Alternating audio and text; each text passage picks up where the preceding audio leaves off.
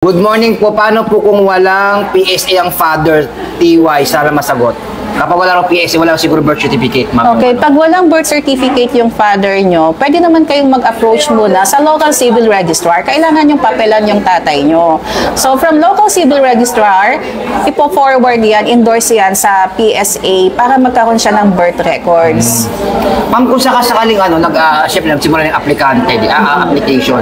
So, kung meron siyang proseso, pinaprocess na yung, pinaprocess na yung PSA ni father, pwede bang gamitin yung processing documents na pinaprocess na para makapag-apply siya ng PNP? Kung ano lang muna yung available na documents, pero make sure na before tayo bago kayo mag-oath taking, dapat ma-plansya nyo or ma-submit nyo yung mga required documentations. Ano kung hindi mo nagawa yung ganun, ma'am? Let's see kung tatanggapin sila ng R1 natin, pero magkakaroon ka ng problema kung hindi kompleto yung documents. Okay.